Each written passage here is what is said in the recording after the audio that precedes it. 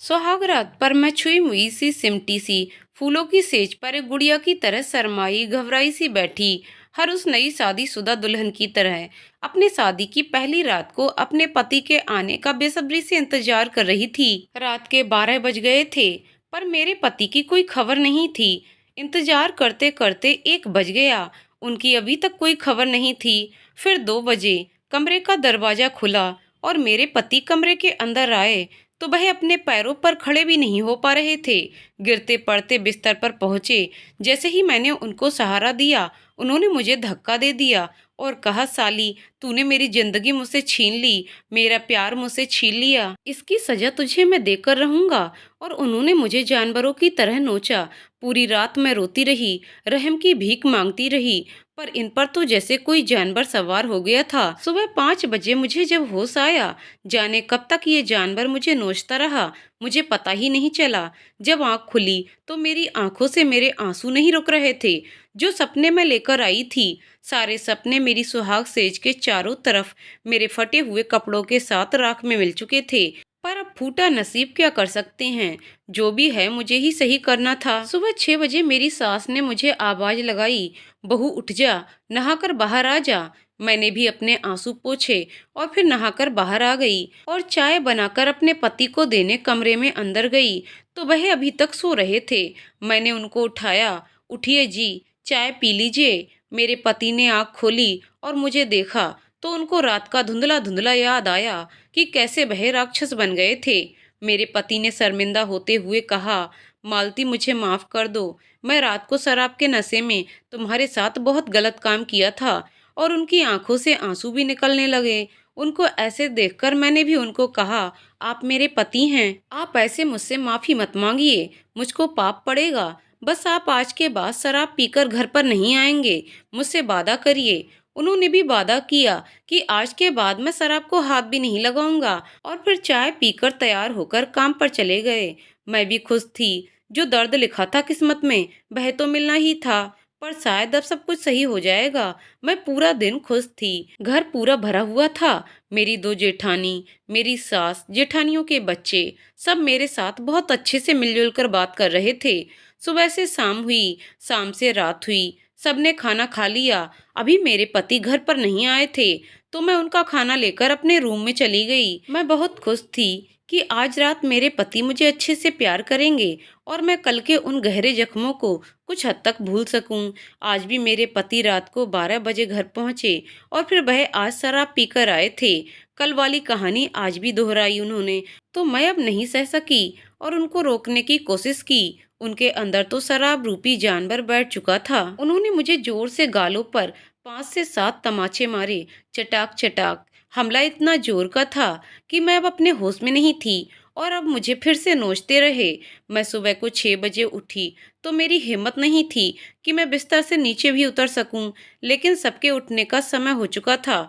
तो जैसे तैसे मैं उठकर बाथरूम तक पहुंची और नहाकर तैयार होकर रूम से बाहर निकल आई और फिर चाय लेकर रूम में गई तो वैसे ही कल जैसे उनकी घड़ियाली आंसू बही रोना बही बादे। मैं बस सुनती रही और अपनी किस्मत पर रोती रही। अब तो ये रोज का हो गया था। रोज रात को ये शराब पीकर आते और मैं रोज बिस्तर पर लुटती रहती थी। मैं कभी पूछती कि मेरे साथ ऐसा व्यवहार क्यों करते हैं तो और ज्यादा मुझे दर्द मिलता था, इसलिए मैंने पूछना भी बंद कर दिया।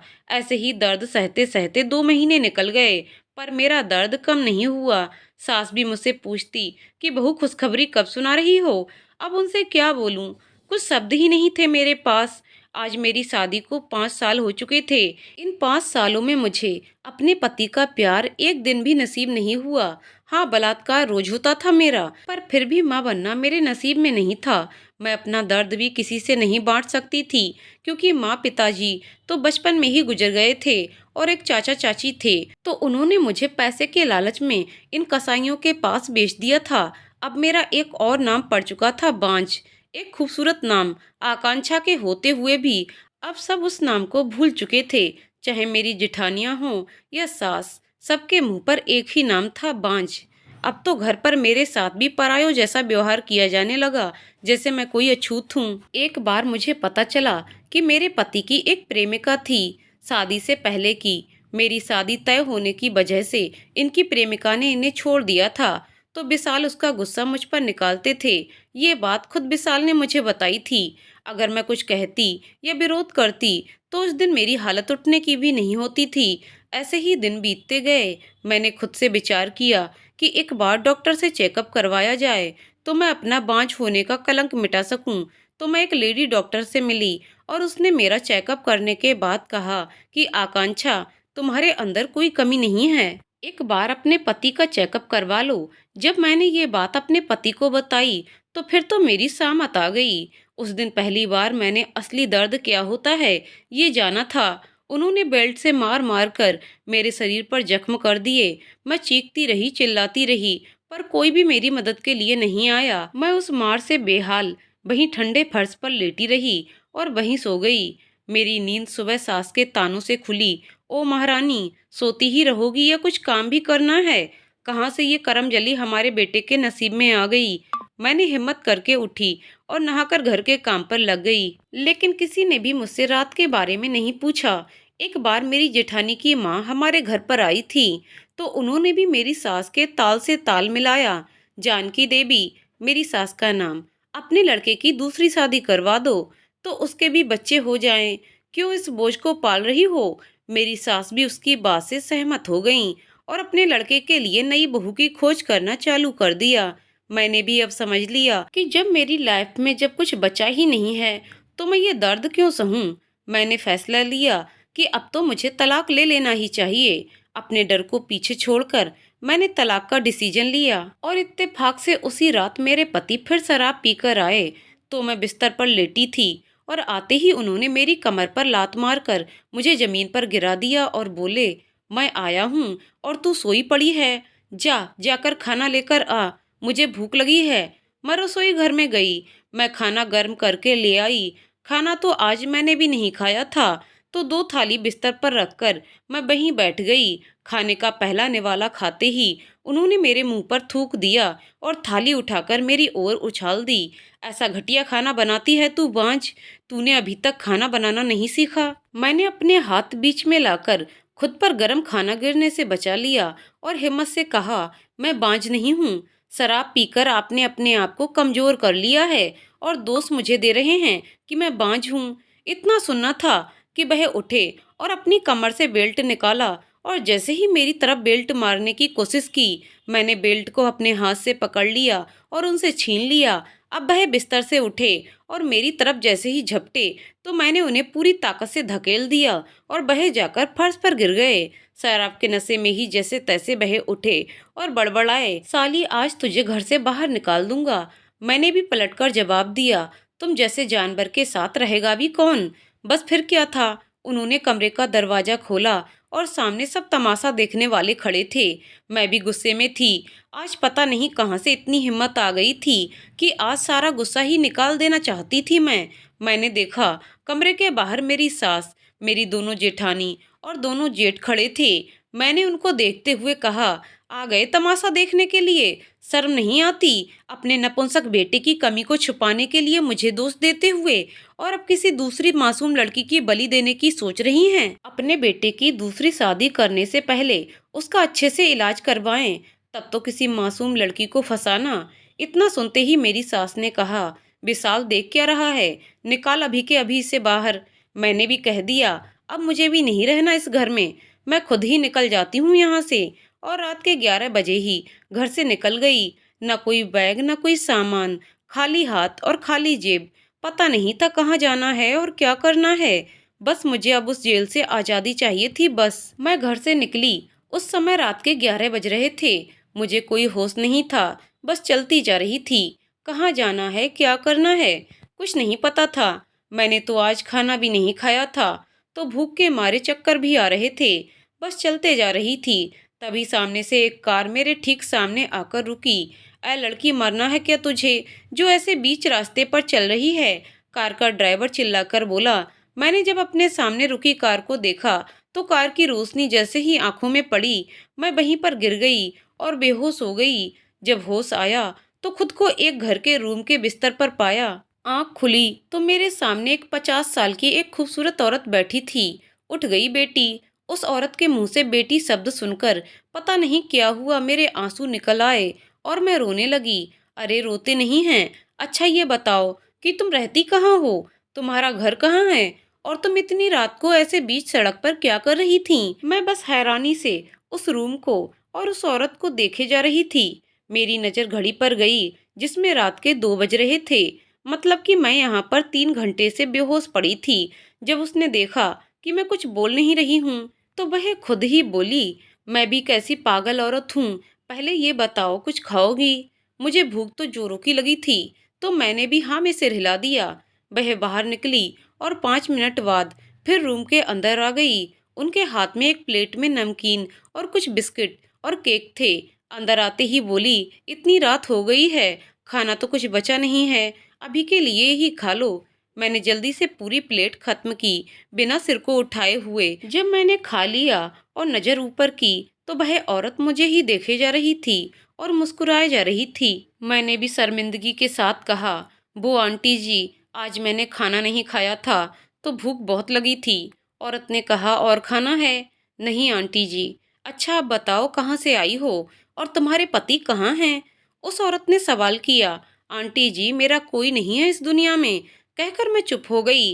अच्छा आराम करो, कल बात करते हैं। कहते हुए वह औरत रूम से बाहर निकल गई।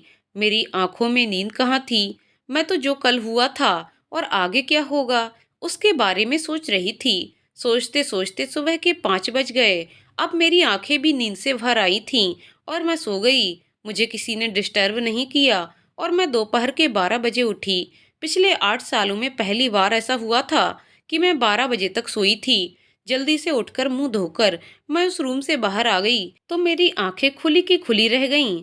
वह कोई छोटा मोटा घर नहीं था, वह तो कोई महल लग रहा था। नीचे बड़ा सा हॉल, उस पर पड़े 2 साइड सोफे और बीच में डाइनिंग टेबल। हॉल के दूसरी साइड भी ऐसे ही सोफे के सेट और उसके सामने एक और डाइनिंग टेबल। एक साइड किचन बना था और उसके बगल से ऊपर जाने के लिए रिवॉल्विंग सीढ़ी बनी हुई थी। नीचे 3 कमरे बने हुए थे। ऊपर जाने का तो मौका ही नहीं मिला था, तो पता नहीं ऊपर क्या था। सामने सोफे पर वही औरत बैठी थी, उसके साथ एक 3 साल की बच्ची भी थी। उसकी नज़र जैसे ही मुझ पर पड़ी, उस औरत ने मुझे बुलाया, इधर आ जाओ बेटी। पता नहीं मुझे उनके मुंह से बेटी सुनना इतना अच्छा लगा कि ये शब्द तो जैसे कि मैं भूल ही चुकी थी। इस घर में आने के बाद मुझे 3 कारण ऐसे मिले जिसने मुझे इस घर में रहने के लिए लालची बना दिया। एक तो मैं देर तक सोती रही और मुझे किसी ने डिस्टर्ब नहीं किया। दूसरा, ये घर नहीं महल था। और तीसरा, उस औरत का मुझे इतनी प्यार से बेटी बुलाना। मैं उनके पास जाकर बैठी तो उन्होंने सबसे पहले किचन की तरफ आवाज लगाई, कमला चाय लेकर आना। दादी ये आंटी कौन है? उस बच्ची ने उस औरत से पूछा। बेटा ये आंटी इस घर की मेहमान हैं। चाय पीने के बाद मैंने कहा, अच्छा आंटी जी मैं चलती हूँ, मुझे काम की तलाश भी करना है। उस औरत ने मुझे एक पल देखा और पूछा, क्या तुम अपने घर से भागकर आई हो? मैंने कहा, नहीं आंटी, आप ऐसा क्यों बोल रही हो? उन्होंने मुझे मेरे शरीर पर बेल्ट के निशान देखे तो पूछा, फिर ये तुम्हारे शरीर पर हर जगह ये घाव, ये निशान कैसे पड़े? मैंने उनकी बात को काटते हुए पूछा, सौम्या की माँ नजर नहीं आ रही हैं? सौम्या की माँ को गुजरे हुए 2 साल हो गए हैं। जब सौम्या 1 साल की थी तो राधिका की एक कार एक्सीडेंट में मौत हो गई थी। तब से सौम्या को मैंने ही पाला है। कहते हुए उन्होंने फिर से वही प्रश्न दोहराया। मैं उनकी तरफ देखते हुए एकदम से उनके घुटनों पर अपना मुंह झुकाकर रोने लगी। बताओ बेटी क्या हुआ था? उन्होंने बड़े प्यार से पूछा।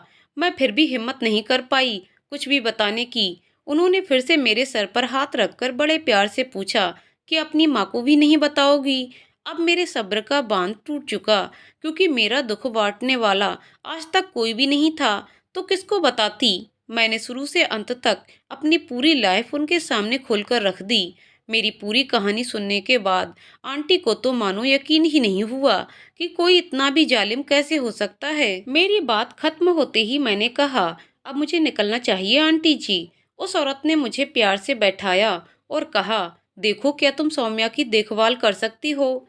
भगवान भी कैसे कैसे जुल्म करता है। इस मासूम को माँ का प्यार ही नसीब नहीं हुआ। मैंने भी तुरंत अपना सिर हाँ में हिलाया, क्योंकि मेरे अंदर तो वैसे भी लालच आ ही गया था इस घर में रहने का। ठीक है आंटी जी, मैं आज से सौम्या का पूरा ध्यान रखूंगी। मैंने सौम्या को अपने पास बुलाया। सौम्या बेटा इधर आना। सौम्या मेरे पास आई। बेटा मुझसे दोस्ती करोगे? सौम्या भी खुशी खुशी मेरे बगल में आकर बैठ गई और हमारी अच्छी पटने लगी थी। फिर दोपहर का खाना खिलाकर मैंने सौम्या को उसके रूम में ले गई और सुला दिया। शाम को फिर सौम्या का उठाकर दूध दिया और अपने साथ ही खेलती रही। रात को सौम्या को खाना भी खिलाया और सुलाया भी मैंने ही। दूसरे दिन सुबह मैं अपने टाइम पर 6 बजे उठी। नहाने के बाद मैंने फिर वही कपड़े पहन लिए, क्योंकि कपड़े तो थे नहीं मेरे पास। फिर बाहर आकर मैंने देखा कि पूरा घर खाली था, कोई भी नहीं था नीचे हॉल में। मैं किचन में गई और सामान ढूंढने लगी। फिर अपने लिए चाय बना रही थी। कमला काकी मेरे लिए एक मस्त चाय बना दो, बहुत थक गया हूँ। बाहर से किसी की आवाज आई तो मैंने मुड़कर देखा। एक 32 साल का लंबा चौड़ा आदमी काले रंग का सूट और काले रंग की पैंट पहने सोफे के पास खड़ा था। मैंने जो चाय बनाई थी जाकर उसको पकड़ा दी। वह आदमी मुझे एकटक घूरे जा रहा था। तुम कौन हो और कमला काकी कहाँ हैं? उसके इस सवाल से मैं डर गई। एक तो इतनी सुबह सुबह वह ऐसे घर के अंदर आया था और फिर उसका ये सवाल। मैंने हिम्मत के साथ कहा, मैं सौम्या की देखभाल करने के लिए यहाँ आई हूँ। मगर आप कौन हैं? मेरे ही घर में खड़ी होकर मुझसे ही सवाल। इतनी हिम्मत हो गई तुम्हारी? मैं तुम्हारी सौम्या का पापा हूँ।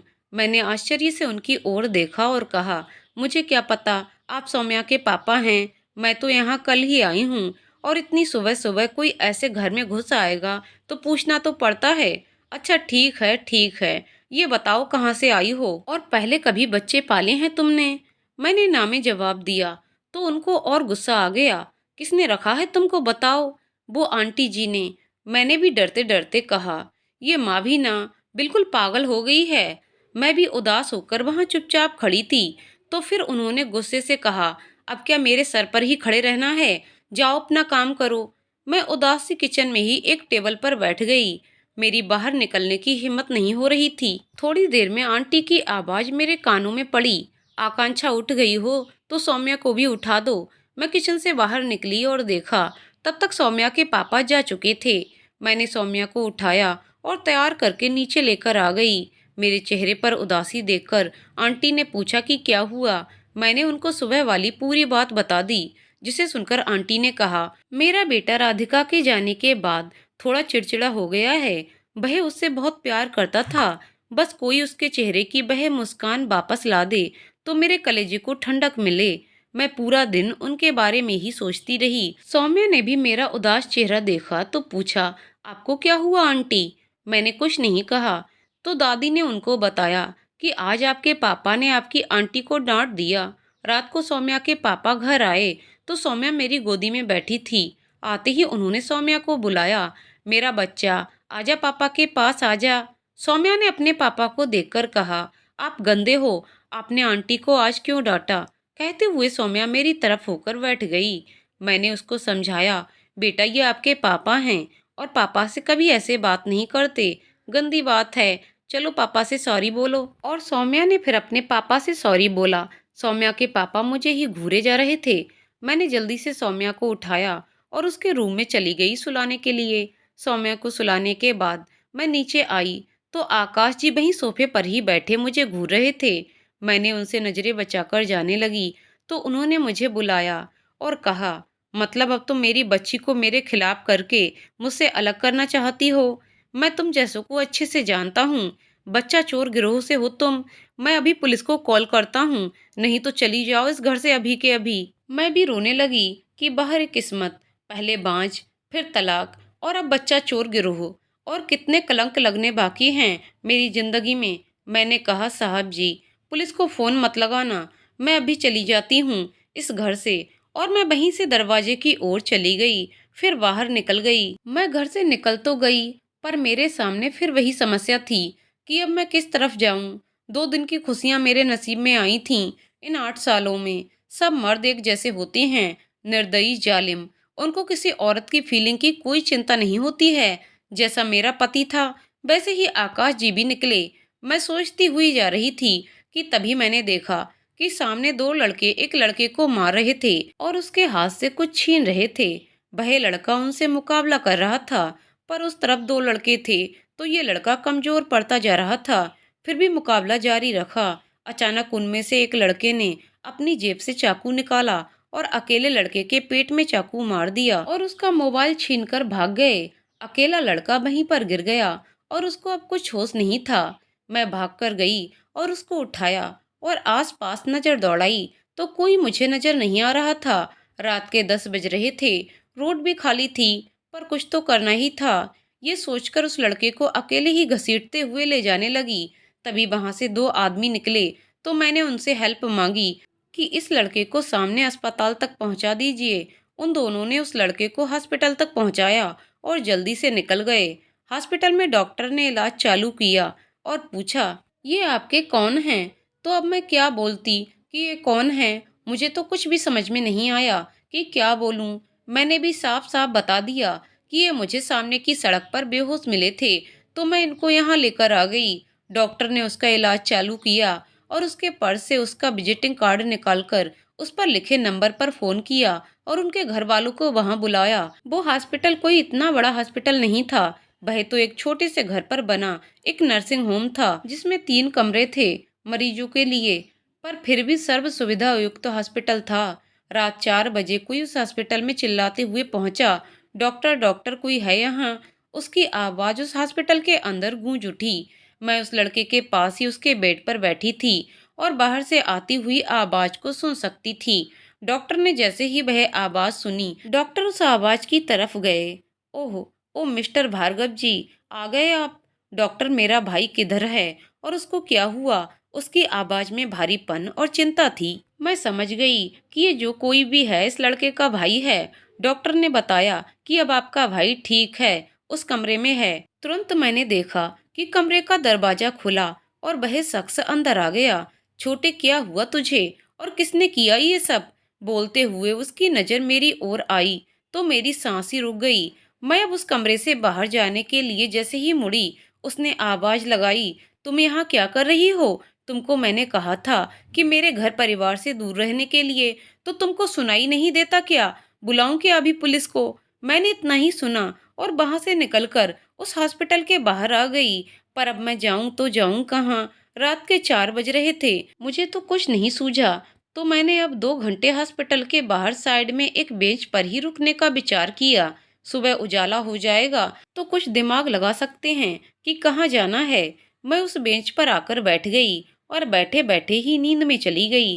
हॉस्पिटल के अंदर जब उस लड़के के रूम में गए तो उन्होंने पूछा, मिस्टर आकाश, वह लड़की कहाँ गई जो उन्हें यहाँ लेकर आई थी? क्या वह लड़की मेरे भाई को यहाँ लाई थी डॉक्टर? आकाश जी ने चौंकते हुए पूछा। डॉक्टर ने जवाब दिया, यस मिस्टर आकाश, वह बता रही थी कि 2 लड़के इसको चाकू मारकर इसका मोबाइल छीनकर भाग गए, तो वह लड़की इसको उस सड़क से यहाँ हॉस्पिटल में लेकर आई थी।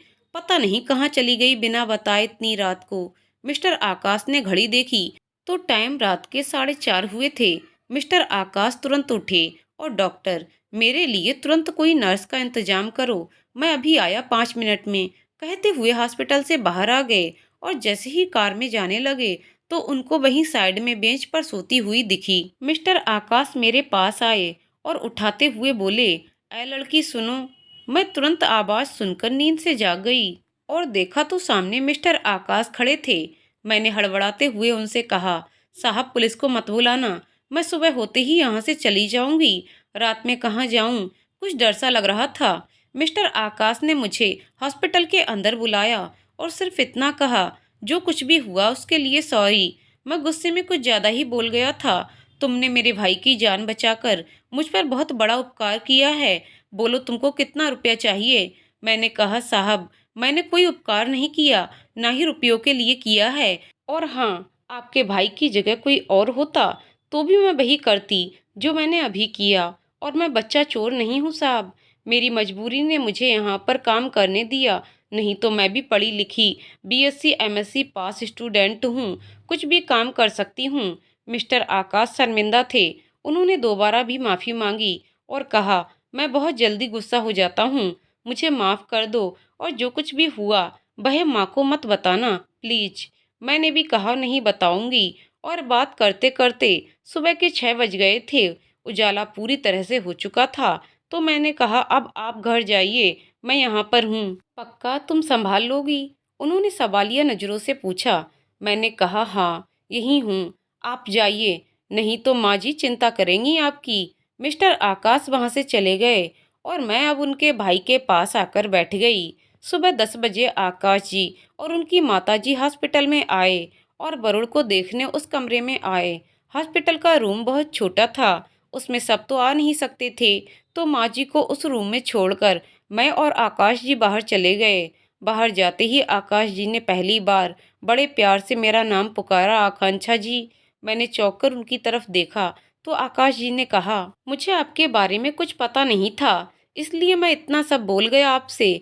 अभी सुबह मुझे माँ ने आपके बारे में सब बताया तो मुझे लगा कि मैं गलत था। मैंने भी उनकी तरफ देखते हुए कहा, मुझे इसकी आदत है, मैं हर रोज ऐसी बातें रोज सुनती थी, ये मेरे लिए कोई नई बात नहीं है। मैं बस पुलिस वाली बात से डर गई थी, क्योंकि मेरे ऊपर तो 3 कलंक पहले ही लग चुके थे। फिर अगर पुलिस ले जाती तो फिर बांझ, तलाक, बच्चा चोर के बाद हवालात में भी रहने का कलंक लग जाता। मिस्टर आकाश ने अपनी गलती महसूस की और कहा, अच्छा तो बताइए, इसके लिए आप मुझे क्या सजा देना पसंद करेंगी? मैं ये शब्द पहली बार सुन रही थी कि कोई मर्द मेरे सामने अपनी गलती मानकर सजा के लिए बोल रहा है। मैंने कहा, ऐसा नहीं है, मैं किसी को कोई सजा नहीं देने वाली हूँ। वैसे भी सब मर्द एक जैसे होते हैं। आज बोल रहे हैं आप, कल फिर उससे दोगुना दर्द मुझको ही मिलेगा। आकाश जी ने कहा, आकांक्षा जी, मैं इतना भी बुरा नहीं हूँ। वह तो राधिका के जाने के बाद मेरी जिंदगी में अब कुछ बचा नहीं है, तो मैं ऐसा बन गया था। आपसे वादा करता हूँ, आज के बाद कभी भी किसी बात पर गुस्सा नहीं करूँगा। बस आप मेरी बेटी को संभाल लो। मैंने भी कहा, आप सौम्या की चिंता मत करिए, मैं उसको कभी भी माँ की कमी महसूस नहीं होने दूंगी। तब तक आकाश जी की माँ भी बाहर आ जाती हैं और आकाश जी ने कहा, माँ मुझे ऑफिस के लिए लेट हो रहा है, मैं निकलता हूँ। रुक, इसको भी ले जा, साथ में घर छोड़ देना, रात भर की जागी है तो आराम कर लेगी। आंटी जी ने आकाश जी से कहा। मैंने मना कर दिया, पर आंटी ने मुझे जबरदस्ती घर भेज दिया। मुझको घर छोड़ने के बाद आकाश जी अपने ऑफिस चले गए और मैंने एक मस्त नींद ली। शाम को उठने के बाद सौम्या के साथ बैठी थी तो सौम्या ने कहा, आंटी आपके कपड़े कितने गंदे हैं, जाओ अभी इनको बदल के आओ। मैंने भी मासूमियत से कहा, पर आपकी आंटी के पास तो कपड़े ही नहीं हैं। सौम्या उठी और मेरे साथ ऊपर चलकर आकाश जी के रूम से अपनी माँ की साड़ी दी और कहा, जाइए इसको पहन के आइए जल्दी से। मैंने भी देखा मेरे कपड़ों पर खून के निशान लगे हुए थे, तो मैं भी जल्दी से साड़ी ली और चेंज करके आ गई। अब आप अच्छी लग रही हो आंटी, कहते हुए सौम्या फिर से मेरे पास आ गई। रात को जब आकाश जी घर पहुंचे तो मैं सौम्या को खाना खिला रही थी। आकाश जी आते ही गुस्से में, तुम्हारी हिम्मत कैसे हुई ये साड़ी पहनने की, किसने दी तुमको ये साड़ी, कहते हुए बिल्कुल लाल पीले हो गए। सौम्या ने डरते डरते कहा, पापा ये साड़ी आंटी को मैंने दी है। आकाश जी ने सौम्या को एक थप्पड़ लगाया और मुझसे बोले, जाओ अभी के अभी ये साड़ी उतार कर आओ, और अपने रूम में चले गए। मैंने सौम्या को चुप कराया और उसको उसके कमरे में सुलाकर साड़ी बदलकर आकाश जी के रूम में गई और साड़ी वापस उनको दे दी और कहा, आपको बच्ची पर हाथ नहीं उठाना चाहिए था, आपने बहुत गलत किया है, और बोलकर वापस आ गई। सुबह उठी तो घड़ी की तरफ देखा, 7 बज रहे थे। जल्दी से उठी, रूम से बाहर आई, देखा तो फिर से सन्नाटा था। मैंने अपने लिए चाय बनाई और पीने के बाद किचन से बाहर आ डाइनिंग टेबल पर बैठी थी। देखा तो सामने आकाश जी तैयार होकर खड़े थे। मैंने पूछा, कहाँ जा रहे हैं सुबह सुबह? आकाश जी बोले कि हॉस्पिटल जा रहा हूँ। मैं भी उनके साथ हॉस्पिटल चली गई। आकाश जी ने आंटी को घर भेज दिया और हम दोनों वहां पर थे। तब आकाश जी ने कहा, कल रात के लिए सॉरी, मुझे भी अपनी सुहाग रात वाली बात याद आ गई। तो मैंने भी कहा, आकाश जी एक बात बोलूं, बुरा मत मानिएगा। आकाश जी ने मेरी तरफ देखते हुए कहा, जी बोलिए। तो मैंने उनसे कहा, मेरे पति ने सुहाग रात वाले दिन मेरे साथ जानवरों जैसा व्यवहार किया और फिर दूसरे दिन सुबह को मुझसे सॉरी बोला, पर दूसरे दिन भी उन्होंने मेरे साथ वैसा ही किया और तीसरे दिन फिर उन्होंने मुझको सॉरी बोला। उसके बाद उनका ये सब रोज का हो गया था। मेरी बात को आप समझ रहे होंगे क्यों आकाश जी? उन्होंने मुझसे फिर वादा किया तो मैंने कहा, वादा नहीं, करके दिखाइए। उन्होंने भी कहा, मैं बदल कर दिखाऊंगा आपको। मुझे खुशी होगी आपके बदलने से। और मैं ये अपने लिए नहीं कर रही हूँ, ये मैं आपके लिए कर रही हूँ।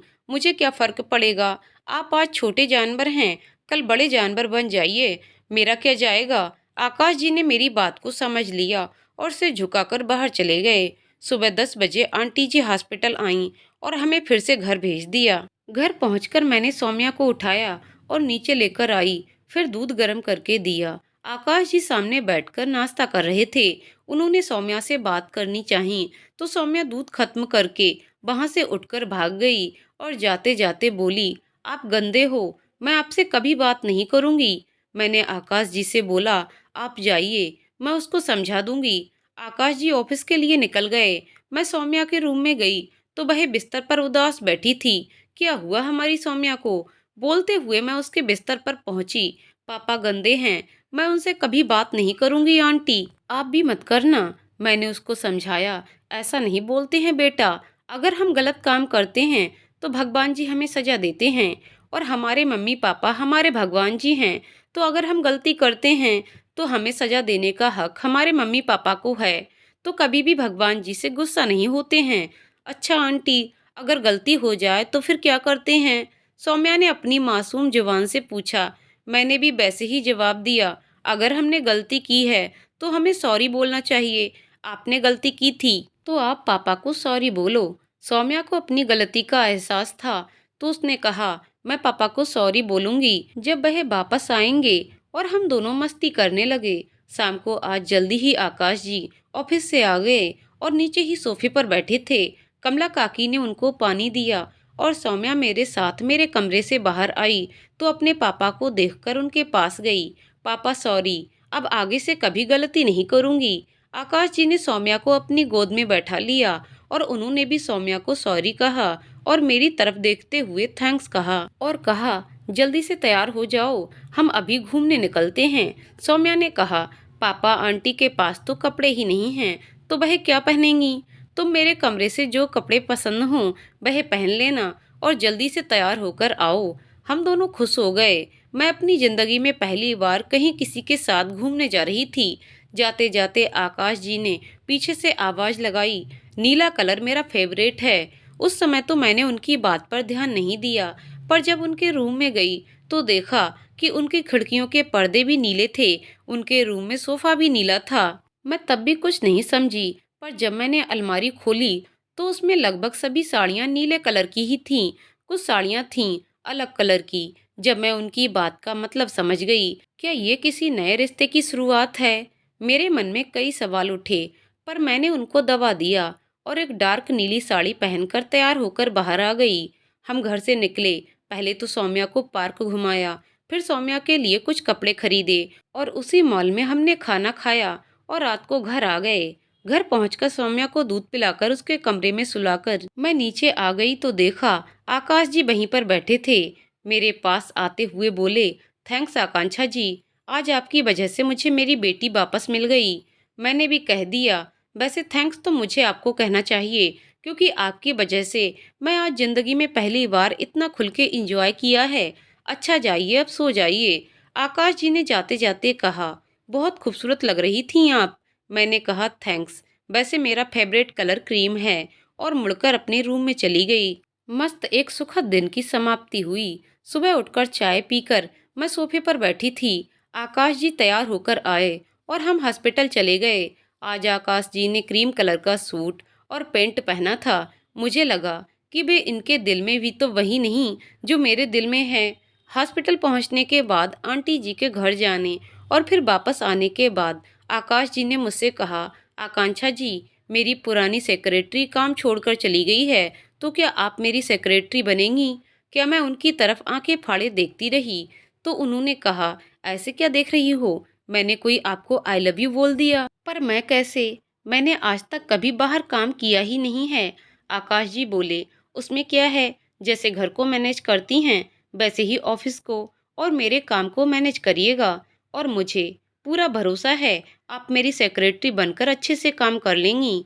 मैंने भी हिम्मत करके हाँ बोल दिया और कल से ऑफिस आऊंगी बोल दिया। मुझको घर छोड़ने के बाद आकाश जी ऑफिस के लिए जा रहे थे तो मैंने भी बोल दिया, आज आप बहुत हैंडसम लग रहे हैं। आकाश जी ने गाड़ी आगे बढ़ाते हुए कहा। थैंक्स।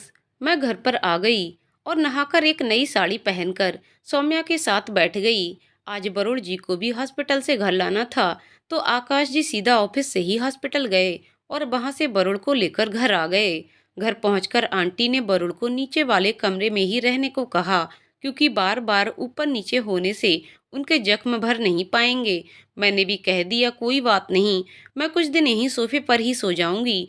तो आंटी ने कहा, सोफे पर क्यों, तुम ऊपर सौम्या के रूम में सो जाना। सौम्या भी खुश हो गई और आकाश जी के चेहरे पर भी मुस्कान आ गई। सौम्या तो ठीक, पर आकाश जी क्यों मुस्कुराए, समझ में नहीं आया। खाना खाने के बाद मैं सौम्या को लेकर ऊपर कमरे में चली गई सोने के लिए।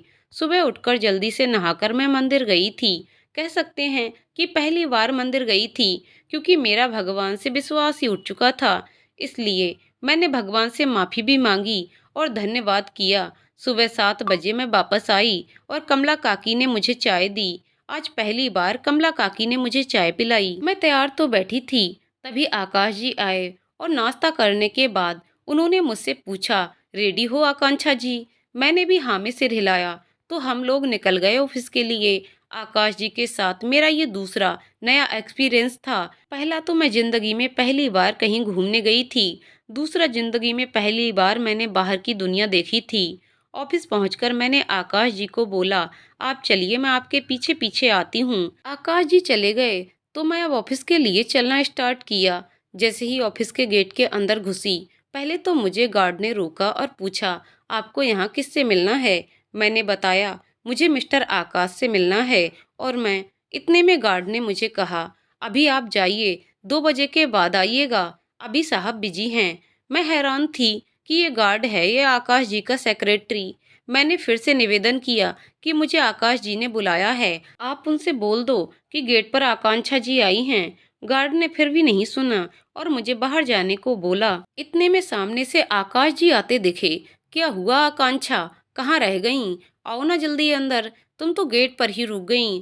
गार्ड ने जैसे ही सुना, उसकी तो सांस ही अटक गई। मैडम जी माफ कर दीजिए, मुझसे गलती हो गई, सर से शिकायत मत करिएगा, मेरी नौकरी चली जाएगी। गार्ड ने गेट खोला और मैं अंदर आई। क्या हुआ, तुम मेरे साथ अंदर क्यों नहीं आई? आकाश जी ने पूछा। तो मैंने भी गार्ड को देखकर कहा, वो मैं देखना चाहती थी कि ऑफिस के लोग कैसे काम करते हैं। तो क्या देखा आपने? आकाश जी के पूछने पर मैं फिर से गार्ड की तरफ देखते हुए, काम तो अच्छा करते हैं, पर थोड़ा सामने वाले को सम्मान भी देना सीख जाएं तो और अच्छा हो जाए। अच्छा चलिए बॉस। बॉस? क्यों, क्या हुआ? आप तो ऐसे चौंक गए जैसे कि मैंने आपको आई लव यू बोल दिया हो। अब ऑफिस है और मैं आपकी सेक्रेटरी हूँ, तो आप मेरे बॉस हुए ना। हम दोनों केबिन के अंदर आ गए और आकाश जी के साथ एक और कोई लड़की थी। आकाश जी ने कहा, प्राची इसको काम समझा दो, और ये नई है तो इसको सब अच्छे से समझाना। जी सर कहते हुए प्राची मुझे काम समझाने लगी। मुझे भी सीखने की चाह बहुत पहले से थी, तो मैं भी सब काम मन लगाकर सीखा। शाम को हम एक साथ वापस आए और फिर मैं सौम्या के साथ कुछ टाइम बिताया और खाना खाकर जल्दी ही सो गई, क्योंकि आज मैं थक गई थी। सुबह उठकर फिर वही रूटीन चालू हुआ।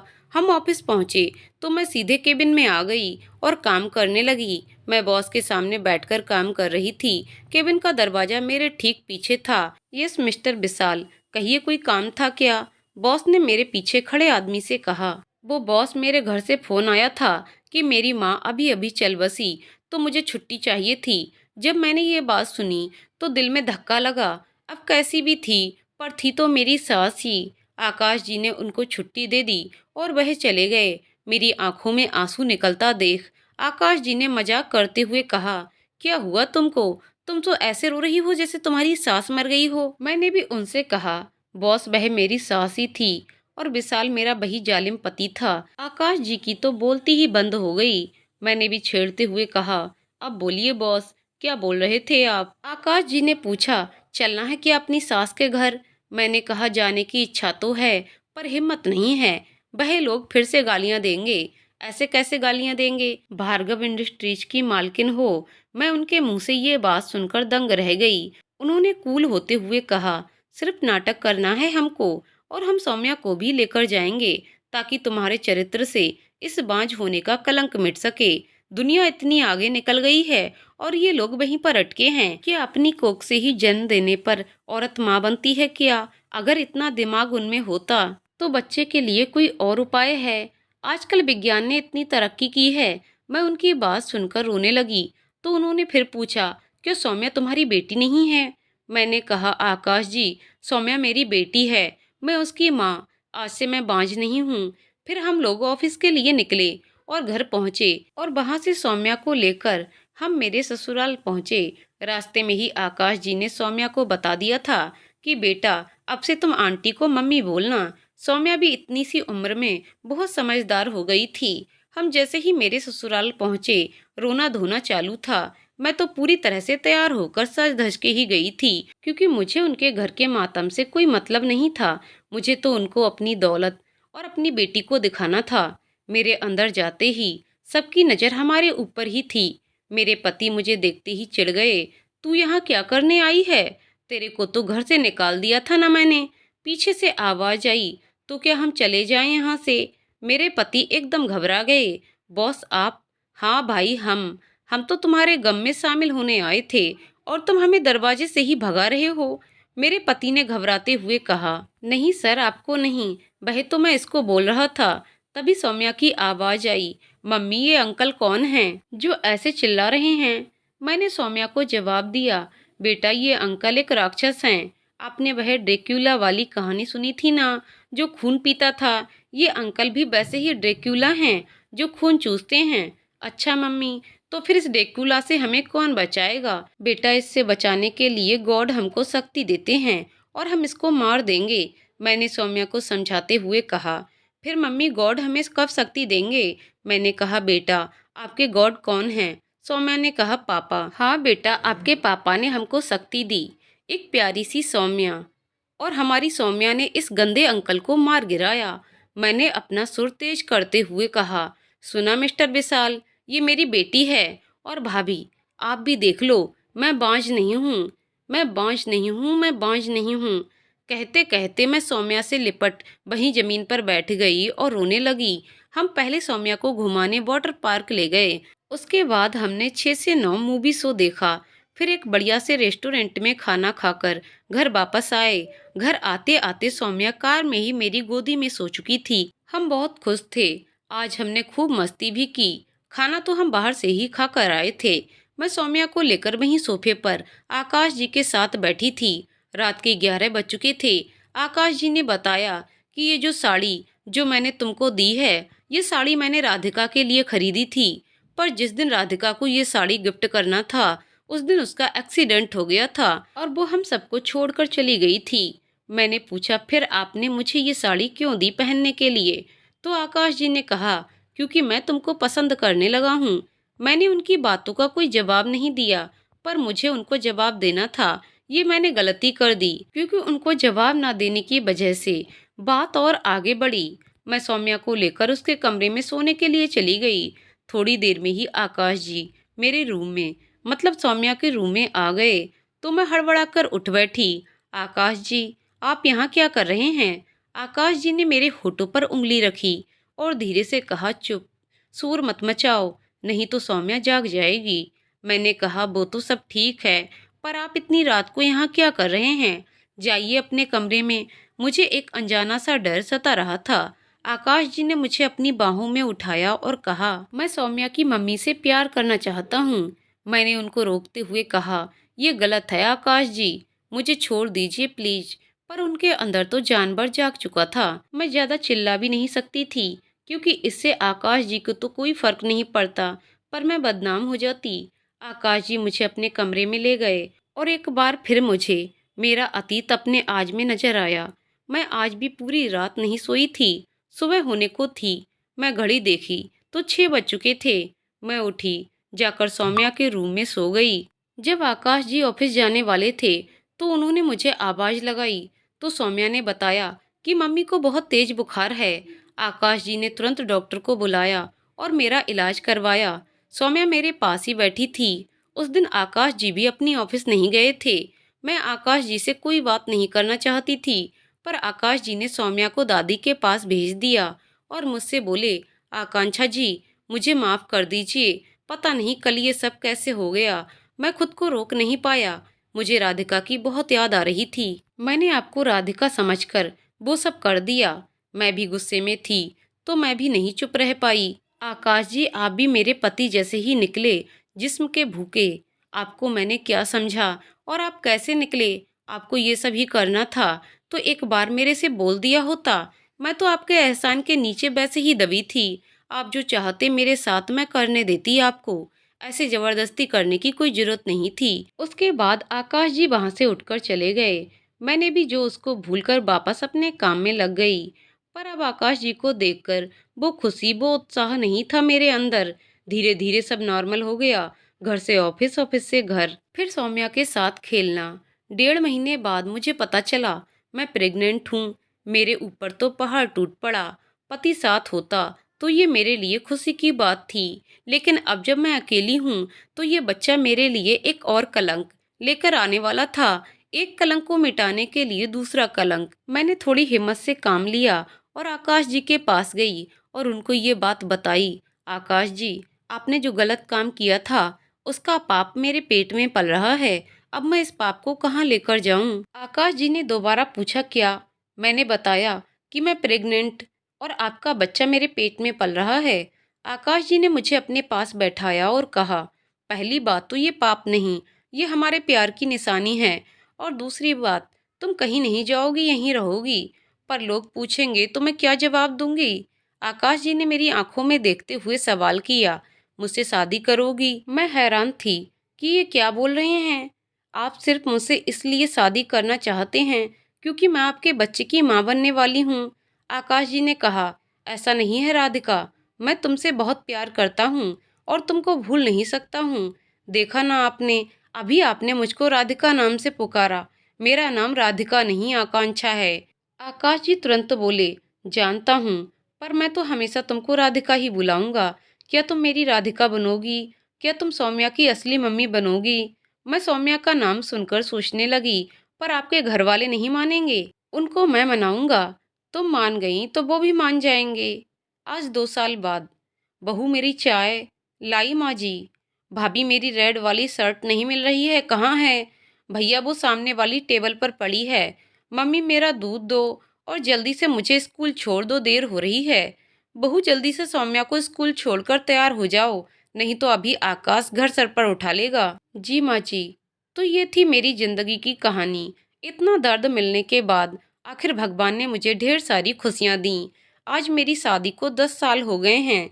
मेरी बेटी सौम्या आज 13 साल की हो चुकी है, जो अपनी मम्मी की जान है। हम माँ बेटी नहीं, दो दोस्तों की तरह रहते हैं। सौम्या मेरे लिए लड़ती, मेरी मदद करती और मैं पूरा ध्यान बिजनेस पर लगा सकूं, इसलिए सौम्या अपने दोनों छोटे भाई बहन को भी संभालती है। जी हाँ, शादी के 3 साल के अंदर मेरे सौम्या के अलावा एक लड़का और एक लड़की और भी हुए। आज मैं भार्गव इंडस्ट्रीज की सीईओ हूँ और मेरे पति ने विदेश में मेरे नाम से एक कंपनी खोली है, आकांक्षा मोटर। तो दोस्तों, कहानी यहीं समाप्त होती है। तो दोस्तों, आपको कहानी कैसी लगी कमेंट करके जरूर बताइएगा। कहानी पसंद आई हो तो वीडियो को लाइक शेयर करें और चैनल को सब्सक्राइब करें। वीडियो को पूरा देखने के लिए बहुत बहुत धन्यवाद दोस्तों।